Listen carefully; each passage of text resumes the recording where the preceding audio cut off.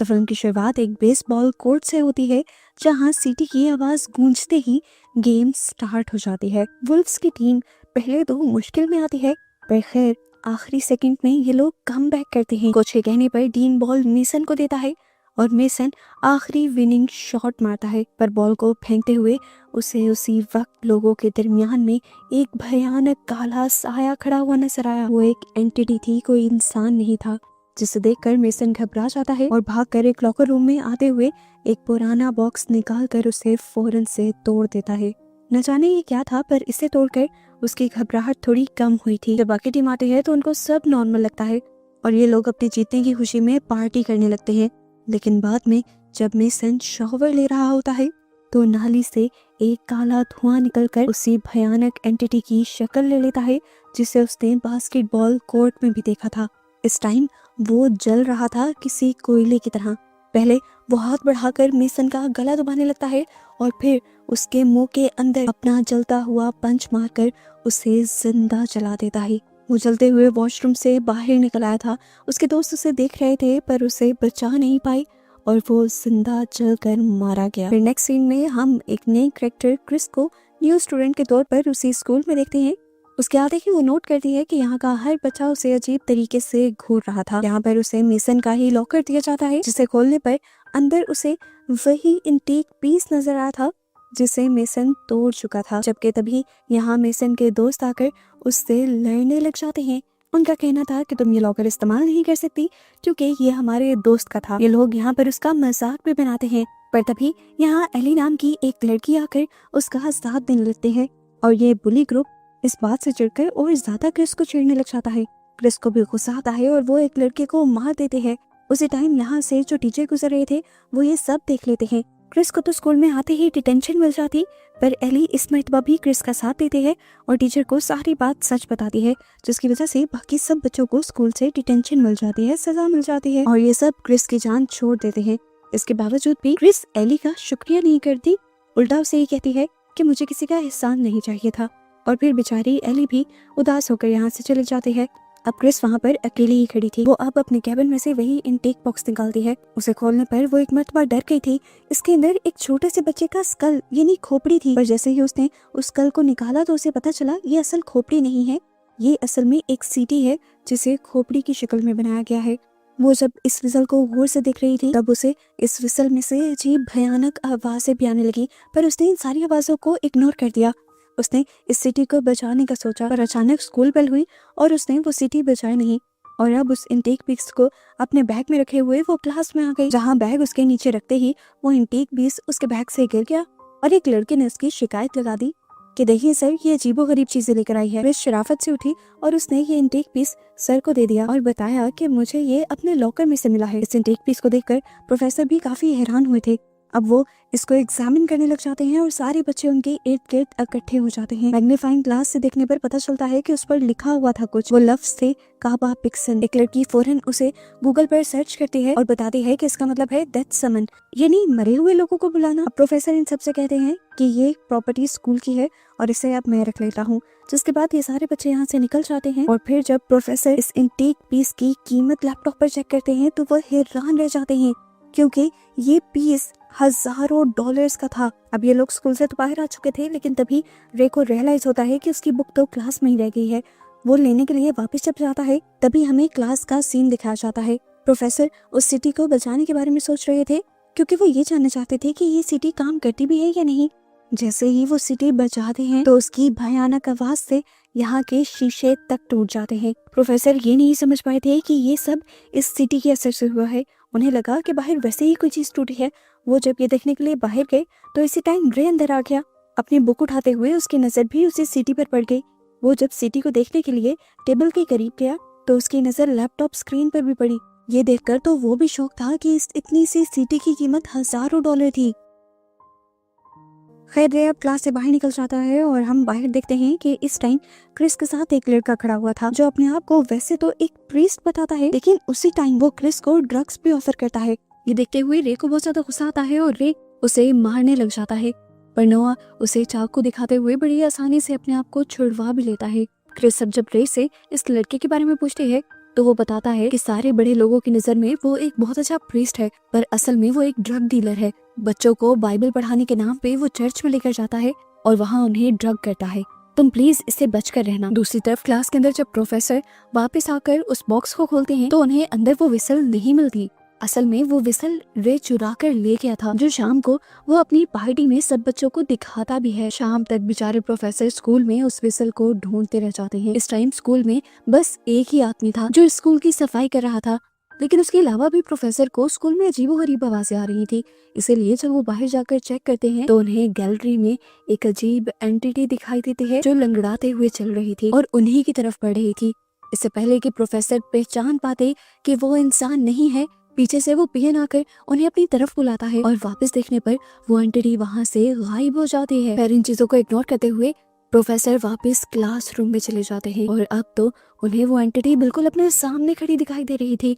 इससे पहले कि वो कुछ भी सोचते या यहाँ से भागते, वो एंटिटी बेदर्दी से उनके सीने को चीरते हुए अपने हाथ उनके सीने के अंदर स्टैब कर देती है और फिर उनके लंग्स को पकड़कर डुबा देती है, जिसकी वजह से प्रोफेसर के मुंह से एक ब्लैक कलर का लिक्विड निकलता है और उनकी वहीं पर बेदर्दी से मौत हो जाती है। दूसरी तरफ अब हमें बच्चों की पार्टी का सीन दिखाया जाता है, जहाँ पर अब ग्रेस के दिमाग में एक अजीब सा आइडिया आता है। अब क्योंकि उसी ने सारी विसल के बारे में सर्च करते हुए प्रोफेसर को बताया था, तो वो कहती है, मुझे पता है ये विसल मुर्दों को जिंदा करने का काम करती है, क्यों ना हम भी ट्राई करें। ये सब एक एडवेंचर ही सही। उसकी बातें सुनकर क्रिस को काफी अजीब लगता है और वो यहाँ से जाने की बात करती है, पर एली उसे यहाँ रोक लेती है और ग्रेस उस विसल को बचा भी देती है। यहाँ पर सबको तो विसल बजने की आवाज आई थी, लेकिन एक लड़के को विसल के बजाय किसी के कदमों की आवाज सुनाई दी थी और वो इस सब से बहुत ज्यादा डर चुका था। उसने जब ये बात सबको बताई तो सबने उसका मजाक बनाया और फिर क्रिस यहाँ से चली गई। अब घर पर क्रिस जब अपने कामों में बिजी थी, तभी अचानक उसे अपने घर के बाहर दरख्त पर कोई खड़ा हुआ नजर आता है। ठीक इसी टाइम पर रेबी उसके कमरे में कॉफी लेकर आता है। क्रिस जब उससे पूछती है क्या तुम्हें सामने दरख्त पर कोई नजर आ रहा है और खुद भी मुड़कर देखती है, तो पता चलता है कि वो एंटिटी वहाँ से गायब हो चुकी थी। सीन कट होकर दोबारा हम ग्रेस को उसके घर पर देखते हैं। असाइनमेंट बनाते हुए उसे ऐसा महसूस होता है कि कोई उसके पीछे आ रहा है, पर वो इस सबको इग्नोर कर देती है, ये समझते हुए कि जरूर उसका भाई ही होगा। लेकिन वो थोड़ी डर भी चुकी थी। अब वो यहाँ से अंदर जाने का जब फैसला करती है तो अचानक ही कोई पीछे से उसके मुंह पर टच करता है। वो डर जाती है, पीछे मुड़कर देखती है, वहाँ पर उसका भाई ही था, लेकिन उसका कद इतना बड़ा नहीं था कि वो उसके मुंह पर टच कर सके और वो उससे काफी दूर भी खड़ा हुआ था। लेकिन वो अपने आप को समझाने के लिए दोबारा यही सोचती है कि जरूर उसके भाई ने ही उसे टच किया होगा। लेकिन उसके अंदर जाते ही हम दोबारा उसके पीछे किसी इविल एंटिटी को देखते हैं। खैर, अब अगली सुबह हम इन सब को स्कूल में देखते हैं। स्कूल आकर इन्हें शॉकिंग न्यूज ये मिलती है कि इनके प्रोफेसर मर चुके थे, जिन्हें कल ये बिल्कुल ठीक देख कर गए थे। ये सब लोग मिलकर असेंबली में उनके लिए प्रे करने लगते हैं और तभी एली को अपने सामने वाली चेयर पर बैठी हुई लड़की बहुत ही अजीबोगरीब हरकतें करती हुई दिखाई देती है। उसका सर उल्टी तरफ मुड़ा हुआ था। एली ने पहले तो डर कर अपनी आंखें बंद की और जब इस बात को क्रिस को बताने का सोचा तो देखा कि वो सब उसका वहम था। ये लोग आपस में अपने साथ होने वाली इन छोटी छोटी चीजों को डिस्कस करते हैं, जिस तरह रात को क्रिस का किसी एंटिटी को देखना और अब एली का। तो रे इन सारी चीजों को रिलेट करते हुए कहता है, देखो हो सकता है कि मेसन विनी जो लड़का मरा था ये विसल उसी की हो और हमें उसी के घर पहुंचा देनी चाहिए। क्या पता किसी मरे हुए इंसान की चीज लेने की वजह से हमारे साथ ये सारे इंसिडेंट हो रहे हों। यही सोचते हुए अब क्रिस और एली मेसन के घर जाते हैं, जहाँ पर उन्हें दरवाजा खुला हुआ मिलता है। अचानक से बहुत ही अजीब से तरीके से मेसन की मॉम उनके सामने आती है और इन्हें लेकर एक इंटेक रूम में चले जाते हैं। यहाँ पर हर चीज इंटेक थी, हर चीज पुरानी थी। अब क्रिस मेसन की मॉम को वो विसल वापस करती है, लेकिन मेसन की मॉम ये लेने से मना कर देती है और कहती है कि ये कभी मेरी थी ही नहीं। वो अब इस विसल के बारे में एक भयानक सच ये बताती हैं कि इस विसल को कोई खरीद नहीं सकता। ये विसल खुद लोगों को ढूंढती है। पहले उसने मेरे मेसन को चुना और अब तुम्हें। क्रिस बताती है, अरे मैंने इसे नहीं बचाया, वो तो हमारी एक क्लास फेलो ने बचाया था। उसे लगता था कि इसे बचाने से मरे हुए लोग आ सकते हैं, क्योंकि उसके ऊपर लिखा हुआ था डेथ समन। तो ये आंटी अब इन्हें इस बात का असल मतलब बताती हैं कि डेथ समन का मतलब किसी मरे हुए को बुलाना नहीं, बल्कि अपनी मौत को खुद बुलाना है। इनकी बातें इन दोनों लड़कियों को अजीब लग रही थी। अब वो आंटी बताती हैं कि हर इंसान की मौत का वक्त तय होता है, पर जो जो इस सीटी की आवाज सुनता है उसका मौत का वक्त पहले आ जाता है। और इससे भी शॉकिंग बात ये है कि मरने वाला उसी उम्र में जाकर मरता है जितनी उम्र में असल में उसका मरना तय था। यानी अगर किसी की मौत 80 साल की उम्र में लिखी हुई थी तो वो इस सीटी को सुनने के बाद एकदम से उतनी ही उम्र का हो जाता, बूढ़ा हो जाता और तभी मरता। अब एली को लगने लगा था कि इन लेडी का तो दिमाग खराब है, पर क्रिस के जहन में इस टाइम मेसन की और उनके प्रोफेसर की मौत चल रही थी, जिनकी वजह अभी तक कोई जान नहीं पाया था। वो उनकी मौत का रीजन देखने के लिए अब हॉस्पिटल चली जाती है और किसी तरह वहाँ के रिकॉर्ड रूम में घुसने में भी कामयाब हो जाती है, जिसके बाद बहुत सी फाइल्स ढूंढने पर उन्हें सबसे पहले मेसन की फाइल मिल जाती है, जहाँ पर उसकी पोस्टमार्टम रिपोर्ट थी और पोस्टमार्टम में साफ लिखा हुआ था कि ये किसी 40 साल के आदमी की डेड बॉडी है। इसका मतलब कि जो कुछ वो लेडी कह रही थी वो सच था। मेसन की मौत अगर 40 साल की उम्र में लिखी हुई थी तो वो उस टाइम एकदम से बूढ़ा होकर 40 साल का ही होकर मरा था।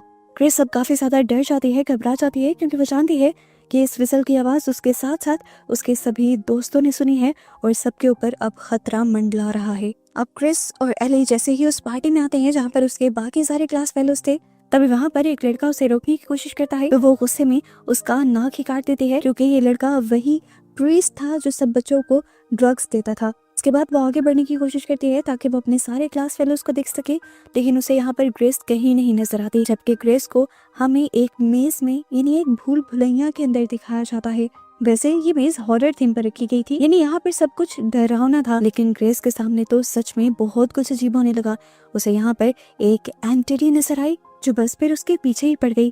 ग्रेस ने उससे बचकर भागने की बहुत कोशिश की, पर वो एंटिटी बार बार उसके पीछे आ रही थी। फिर उसने सोचा बस और नहीं, वो इससे लड़ेगी। वो अपने हाथ में पकड़ा हुआ एक हथियार उस एंटिटी को मार देती है, लेकिन उस एंटिटी को कुछ होने के बजाय वो खुद ही बेहोश हो जाती है। होश में आने पर वो भागती है, लेकिन आगे का रास्ता भी बंद था। वो एक छोटी सी टनल से होकर गुजरने की कोशिश कर रही थी, तभी उस एंटिटी ने उसे पांव से पकड़ लिया। जैसे यहाँ हिम्मत नहीं आती, अपनी पूरी ताकत लगाती है और अपनी टांग छुड़वाते हुए इस अजीब सी टनल से आगे निकल आती है। फाइनली ग्रेस उस बेल तक पहुंच गई थी जो गेम को खत्म करने वाली बेल थी। इससे पहले कि वो बेल को बचाती है, ऊपर से लटकती हुई वो बूढ़ी औरत उसके मुंह को पकड़ लेती है और उसके मुंह से जैसे उसकी सारी ताकत को चूसते हुए वो उसे एक ही मिनट में बूढ़ा बना देती है। मरने से पहले ग्रेस मुश्किल से ही उस बेल को पकड़ पाती है और जब डीन यहाँ आता है तो उसकी मरी हुई बॉडी देखकर बहुत ज्यादा डर जाता है, लेकिन जब वो उसकी शक्ल देखता है तो वो पहचान भी नहीं पाता कि ये ग्रेस ही थी। वो अब यहाँ से जा चुका था। उसे अब एली और क्रिस मिलते हैं स्कूल में आकर और उसे सब समझाने की कोशिश करते हैं कि किस तरह इनके ऊपर एक कर्ज है, क्योंकि उन्होंने उस विसल की आवाज सुनी थी, जिसकी वजह से इन्होंने मौत को खुद करीब बुला लिया है और अब ये लोग बूढ़े होकर मरेंगे। ये सारी बातें सुनकर डीन को यकीन नहीं हो रहा था। वो अभी सिर्फ 18 साल का था, कैसे मौत उसके पीछे बढ़ गई थी। अपने आप को ट्राम डाउन करने के लिए वो ड्रग करता है और अपने घर चला जाता है। दूसरी तरफ अब हमें रे को दिखाया जाता है। वो छत पर जब अकेला बैठा हुआ था तो अचानक उसके ऊपर खून की बारिश होने लगी, लेकिन अगले ही पल उसे पता चला कि ये बस उसकी हेलुसिनेशन थी। इन सारी चीजों से इन सबको समझ आ गई थी कि जो कुछ एली और क्रिस कह रहे थे वो सच था। इसीलिए अगले दिन वो सब मिलकर मेसन की मॉम से मिलने के लिए जाते हैं, जिनकी हालत अब बहुत ज्यादा खराब है और वो मरने वाली हैं। वो बताती हैं कि मौत को वापस तो नहीं बेचा जा सकता, पर रास्ता उसका जरूर बदला जा सकता है, यानी मौत किसी और पर ट्रांसफर हो सकती है, कोई और उसे एज अ सैक्रिफाइस ले ले।